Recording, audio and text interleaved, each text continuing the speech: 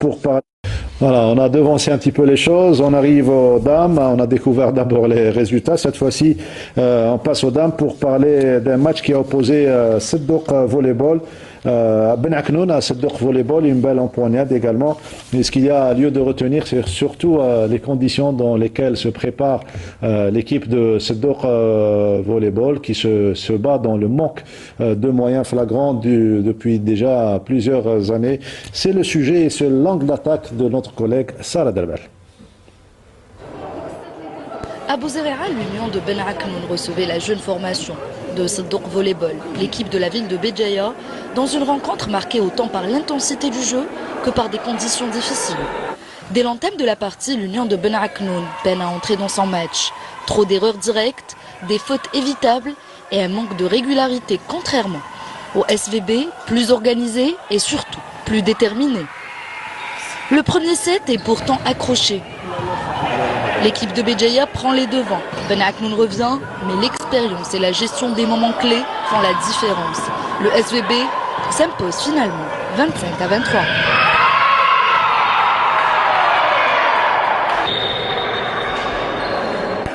Dans le deuxième set, changement de scénario. Ben Aknoun démarre mieux et prend l'avantage, montrant un visage plus combatif. Mais une nouvelle fois, l'équipe de Béjaïa fait parler sa solidité collective et renverse la situation pour s'imposer 25-19. Le troisième et dernier set sera le plus serré. Ben Aknoun domine le début, croit pouvoir prolonger la rencontre, mais craque en fin de set. Le SVB reste lucide, efficace et conclut la rencontre sur le score de 25-23. Dans des conditions de jeu rendues difficiles par l'infiltration de la pluie sur le parquet, qui a largement perturbé la rencontre, notamment du côté des visiteurs.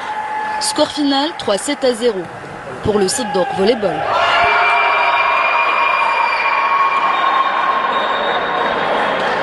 C'est une équipe qu'on connaît déjà. Pratiquement, c'est les mêmes joueuses. Oui, ça va, donc on va dire qu'elles étaient à la hauteur. Nous aussi, donc deux premiers sets, c'est vrai, on a pu les gérer facilement. Le troisième, un petit peu complication vu les conditions un peu de la salle. Malheureusement, voilà, à cause de la pluie, on a eu des infiltrations d'eau. Donc ça nous a un petit peu déstabilisé, on va dire. Mais après, heureusement, on a su gérer. Donc on est content de notre victoire pour aujourd'hui. Dans les deux premiers sets, ça va, on a dominé. Surtout le troisième, ce qui nous a gêné vraiment, c'était la pluie. Donc il y avait la salle, donc l'eau qui nous a gêné vraiment. Donc elle jouait un petit peu à la réserve. Mais on a géré jusqu'à la fin pour avoir le set, mais même si c'était pénible. Commis beaucoup de fautes directes, ça n'a pas marché déjà au niveau de service, cohésion des filles. On ne vous cache pas que c'est vrai que c'est le 5e match, mais on vient de reprendre l'équipe en main. Donc ça reflétait sur le résultat du match. Bon, l'effectif, البنات كاع كاينين مرات كاينين ما جاوش لونطرينمون هاد السمانه بريسك ما اونطريناش كاع كيف تما سي بور سا كو كاين تما هاد البروبليم تما في التيران. Au-delà du résultat, cette rencontre permet de mieux comprendre les ambitions des deux équipes. Côté Ben Aknoun, l'objectif est clair, assurer le maintien. Du côté de l'équipe de Seddouk, les ambitions sont plus élevées. Le club ambitionne de faire mieux que la saison dernière. Être parmi le podium, les 4 premiers dans cette première phase aller. Ensuite, dans la deuxième phase, on sait pas encore, on n'a pas encore vu l'autre équipe, enfin les autres équipes. Mais on espère pouvoir, comme l'année passée, on a pu décrocher la 3e place, donc on espère pouvoir faire aussi, pourquoi pas être dans le podium. L'objectif principal, c'est le maintien.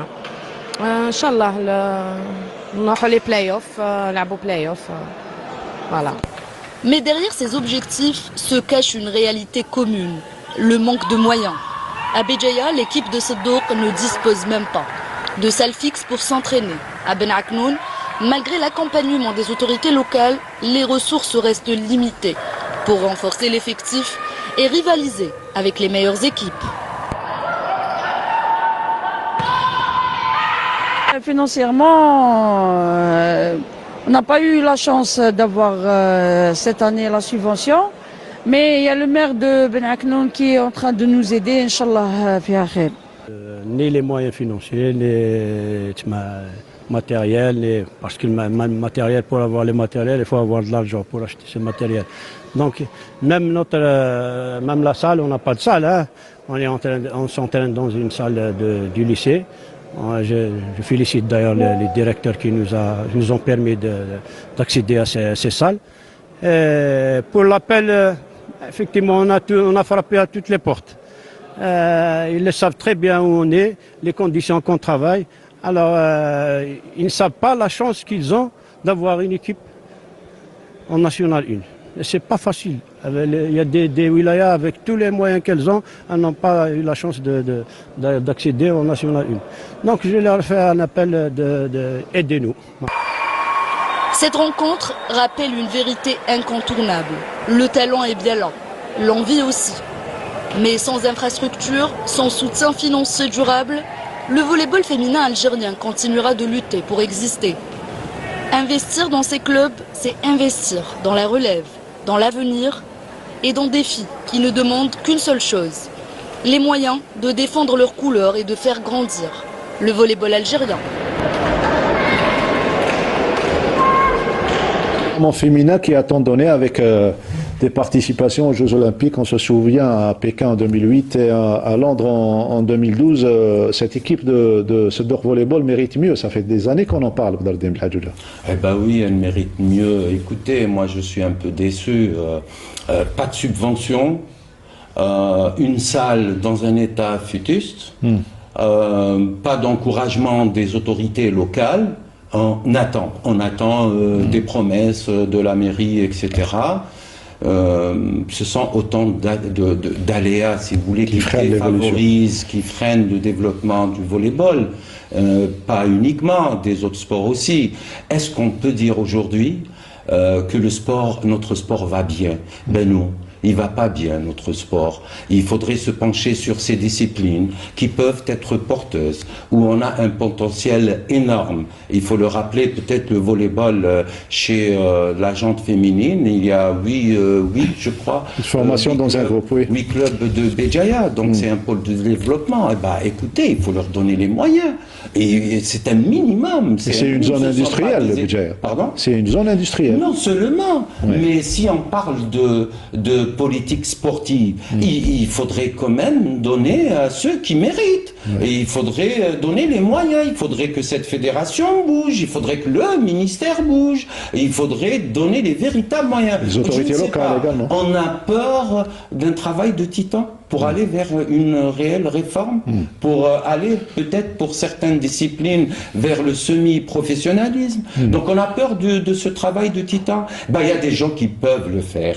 Je pense dans chaque discipline, nous avons nos experts, nous avons nos docteurs, ils peuvent participer à redonner un certain niveau à nos... C'est un cri de désarroi, celui de l'entraîneur? Mais oui, écoutez, quand on fait un match, c'est la Nationale 1, c'est ça. Quand on fait un match, il y a infiltration d'eau, de pluie. Je me pose beaucoup de questions. Est-ce qu'on fait de la politique footballistique ou on fait une politique sportive? Donc, écoutez, on ne doit pas donner tous les moyens au football. Il faudrait pas... je dirais, départager les subventions équitablement. On sait que le football, c'est la part du lion. Oui, elle prendra la part de lion. Et je suis pour, parce que toute la population suit ça correctement. Il y a des sponsors, mais donnant quand même des moyens à ces disciplines. Laissant ces jeunes s'épanouir pleinement. Et je vous assure, dans certains sports individuels et dans certains sports collectif hors du football, nous pouvons avoir pas mal de surprises et pas mal de résultats sur la scène internationale. Et sinon, s'il y a l'effet contraire, il y aura des perditions des jeunes. On n'aura plus rien. Et je finirai par dire le sport va mal. Si je peux rajouter un mot, on a vu cet été avec la participation des beach volleyeuses. Elles ont décroché la 3e place au Liban dans le championnat arabe. Est-ce qu'il faudrait comment peut-on aider ces clubs à avoir des salles privées? Privé, je ne suis pas sûr. Écoutez, il y a d'abord, quand on parle d'infrastructure, c'est la politique sportive. Ça veut dire que ça doit émaner c'est-à-dire plus haut que le ministère. Il faudrait construire des salles, si vous voulez, adéquates. Des salles avec des tribunes, avec du Gerflex, pas avec du Gerflex, mais avec du parquet spécial pour le basketball, etc. Donc c'est pas les mêmes sensations. Donc on ne peut pas parler de développement de discipline sans qu'il y ait des experts qui s'impliquent dans cette construction de salles et dans la prise en charge et dégager les moyens qu'il faut du ministère en consultant les spécialistes, en consultant l'université, en consultant nos docteurs. Nous avons nos docteurs dans toutes disciplines confondues. Donc s'il vous plaît, il suffit de la bonne volonté, il suffit d'y croire. Il suffit d'y croire. Monsieur le Président de la République, il a cru, il a donné des directives pour le sport scolaire et pour le handball. Moi j'attends quand même des mécanismes au niveau de ces deux fédérations. C'est rare d'avoir l'intervention et les instructions du premier responsable sur le pays. Du premier magistrat qui vous dit on doit se pencher sur ces disciplines et sur le sport scolaire surtout. Et là on reste dans l'état inverse, c'est-à-dire que c'est le civil qui participent en scolaire. Eh ben, mettez en place un championnat national pour les non-licenciés.